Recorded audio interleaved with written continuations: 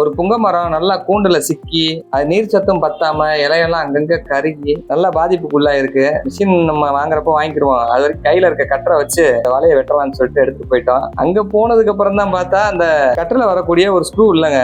அந்த ஸ்க்ரூ இல்லாதனால one side open ஆக மாட்டேங்குது. என்னமோ நம்மளுக்கு சோதனைக்கு மேல சோதனை, சொத்து பானைக்கு வேதனைன்னு சொல்லுவாங்களா, அந்த மாதிரி ஆயிடுச்சுங்க. சரி, இருக்கிறத வச்சு அந்த கட்டரை கையிலேயே ஓப்பன் பண்ணி விட்டு வலையை வெட்டிக்கலாம்னு சொல்லிட்டு களத்துல இறங்கியாச்சு.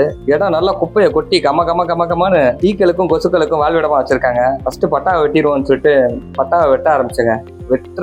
வெட்டவே முடியல. நமக்கு டமாக்கு பவர் பத்தல போல அப்படின்னு எனக்கே டவுட் வந்துருச்சு. சரி, மிஸ்டேக் நம்ம மேல இல்ல. ஒரு ஸ்க்ரூவை டைட் வைக்காம வெட்டிட்டு இருந்தேன். அதுக்கப்புறம் ஸ்க்ரூவை டைட் வச்சுட்டு வெட்டினேன். அப்புறம் தான் கொஞ்சம் ஓவர்லோடு கொடுத்ததுக்கு அப்புறம் தான் கட்டாச்சு.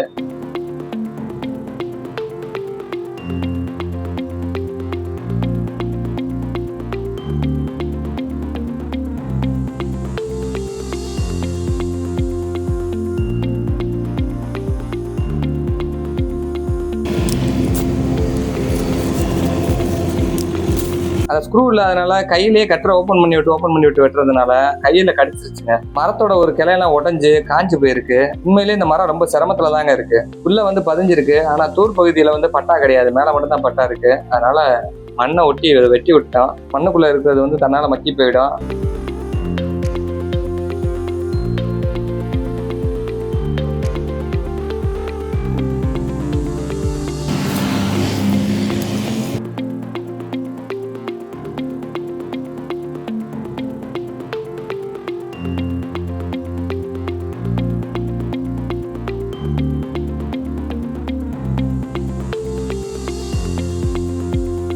நல்லபடியா அந்த மரத்தை மீட்டு எடுத்துட்டு அங்கேருந்து கிளம்பிட்டோங்க.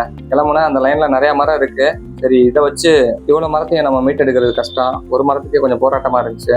கூட ஆளும் இல்லை. இது பூராமே பார்த்தீங்கன்னா நேஷனல் ஹைவேக்கு சொந்தமான மரம். அவங்க நட்டு வச்ச மரம். இந்த கூண்டு அவங்களுக்கு சொந்தம் தான். யார்ட்டாச்சும் அனுமதி கேட்டு வெட்டினா இன்னும் கொஞ்சம் பெட்டரா இருக்கும்னு நினைக்கிறேன். முடிச்சுட்டு அப்படியே ஒரு கஸ்டமர் பார்க்க போயிருந்தேங்க. அவரையும் பார்த்துட்டு ரிட்டர்ன் வரும்போது பார்த்தேன். எல்லாம் வாழ்க்கையில ரொம்ப கஷ்டம், அது இதுன்னு புலம்பிட்டு இருக்கான். உழைக்கிறதுன்றது கஷ்டம் கிடையாதுங்க. இந்த பையனை பாருங்க, இருக்கிறதுல கஷ்டமான வேலை எதுன்னு கேட்டா நான் அடிக்கடி சொல்ற வேலை இந்த போர்வெல் தான். ஏன்னா ஒரு இடத்துல தங்கி வேலை பார்க்க முடியாது, ஊரா போக வேண்டியது இருக்கும். எங்க மாமா ஒருத்தவர் இந்த போர்வெல்ல தான் வேலை பார்த்தாரு.